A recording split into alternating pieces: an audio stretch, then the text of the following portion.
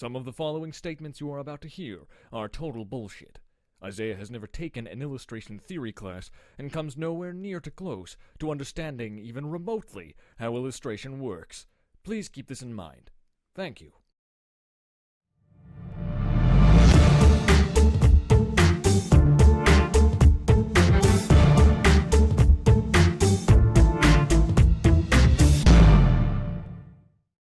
One of the many staples of the furry community for a very long time now has always been the porn, whether it's been in illustrated or written form. And while there are those out there who will proclaim that the fandom isn't exclusively about porn, which it really isn't, it does hold a big enough presence that people can't deny it. Even so, there are those out there, not limited to the fandom, who will question the purpose and use of sex in a story and how it improves the overall story, or what have you. Myself being among them, but there comes a certain point where you just have to suspend all logic and reason and just appreciate the porn for what it is, at face value. Because, and I know this is going to sound cliched as hell, but sex does sell. I'm not going to challenge that. It's true. I mean, for instance, all around the internet, pretty much everywhere you look, there are porn pay sites, whether they be live action or hentai. And the furry fandom is not so different. We have our own respectable collection, and one of the most well-known pay sites has got to be SexyFur, founded by Jeremy Bernal, which has been around for well over a decade at this point. Now, I know there is a lot of controversy about Bernal and his business dealings in the past, but I'm not going to get into that. I know that I myself stirred up a shitstorm of drama not too long ago, but I've since made steps to correct that. That was never what I intended. Looking back, I am disgusted with what I did, and I really hate myself for causing so much drama. That was the number one thing I set for myself from the very beginning. No drama.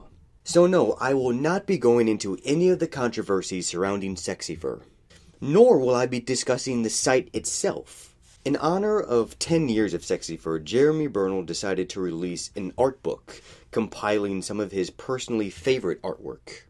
And at the very beginning of this book, there's this little biography on how the site was founded, and it goes into detail about the obstacles that it's gone through. I'll be the first to admit that I am a huge nerd, and what I love most is watching the behind-the-scenes features on DVDs. So even though the entire book is chock full of naked animal women and sex, this one page forward has got to be my top favorite part of this entire book. I love that it lets us know that SexyFur wasn't created out of some vacuum. There was actually events that led up to the creation of the site. I just thought that was really cool how that was included in there. But to move on to the actual core of this book, the first thing I find interesting is that the pictures go in reverse order.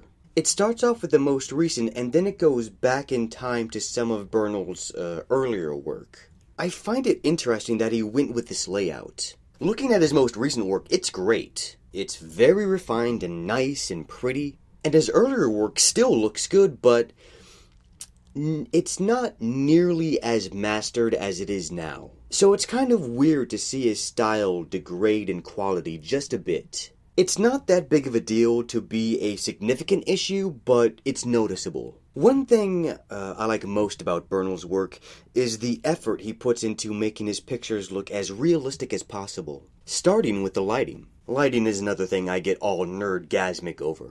The soft lighting suggests an intimate atmosphere, and the lack of harsh shadows and the gradual shift from light to dark accentuates the curves of these women. On top of that, I think Bernal also does an excellent job at reflective surfaces, like the fur and its richness in the light, and in some cases, in the gloss of the leather clothes they wear. And I especially love the use of light in the eyes. It's there that I love his technique the most. And with these models being anthropomorphic, I give a lot of respect to Bernal for putting in the effort to make these characters realistic as well. Yes, all of the girls in this book are relatively thin with big breasts and put into these absolutely ridiculous ridiculous looking poses. Some of them looking extremely painful, if not physically impossible. Many of the pictures in this book would be perfect candidates for the Hawkeye Initiative.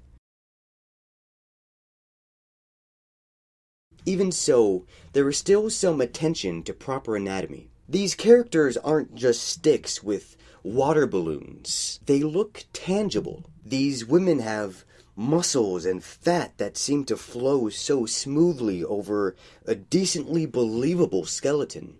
In some of the pictures, Bernal even goes so far as to apply realistic breast physics, like the way they bulge and buckle when something lifts them from underneath, and really just how they actually conform to the laws of physics. There was really only one small issue I had with this book, and it's we really didn't get to learn much about these characters. Not so much their personalities, but how they came to exist in the first place. The thought processes that Bernal went through in creating and developing these characters.